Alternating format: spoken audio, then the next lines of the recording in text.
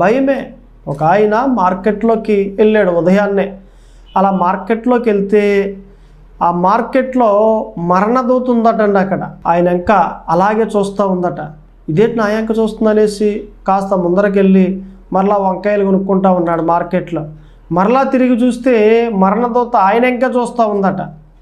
అమ్మో, ఏమన్నా నన్ను తీసుకుపోవడానికి వచ్చినట్లుంది ఇది, అబ్బాయి ఇంకేమన్నా ఉందనేసి గబగబా రాజుగారి దగ్గరికి వెళ్ళిపోయి, అయ్యా రాజా, మార్కెట్లో మరణదూత నా ఇంకా చూస్తూ ఉంది, నాకు భయంగా ఉంది, దయచేసి ఈరోజు నేను సెలవు తీసుకుంటాను, ఏదైనా ఒక వాహనం ఇప్పిస్తే పలానా చోటకి నేను వెళ్ళిపోతాను అని అన్నాడు. బహుశా ఏమండి వైజాగ్ అనుకోండి, ఆ వైజాగ్ నేను వెళ్ళిపోతాను, ఆ వాహనం ఇప్పించండి అని అంటే, కంగారపడక, అలాగా ఇప్పిస్తానులే, దేనికి కంగారపడుతున్నా, సర్లే సెలవు ఇస్తా ఉన్నాను ఈరోజు, అలాగనే వాహనం ఇస్తా ఉన్నాను, వెళ్ళు అని అన్నాడు.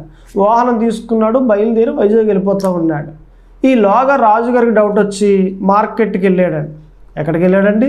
మార్కెట్కి వెళ్ళాడు.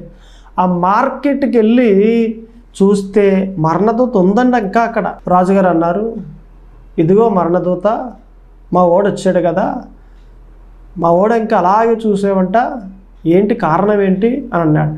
ఏమీ లేదు, దేవుడు నన్ను పంపించాడు తన ప్రాణాన్ని తీసుకోమని.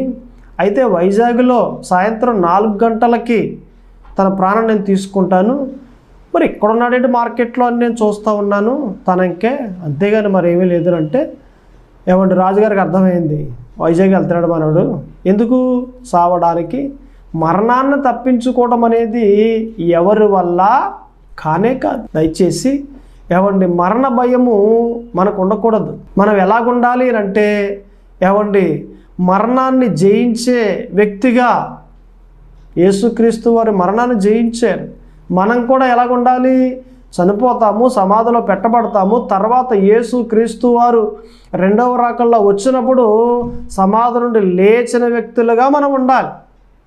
అలా ఉండాలి అంటే ఇప్పుడు యేసు ప్రభువారిని నమ్మాలి, మారు మనస్సు పొందాలి. యేసుక్రీస్తు వారు మరణాన్ని జయించారాయన, మృత్యుంజయుడాయన, పునరుద్ధానుడాయన, సజీవుడాయన.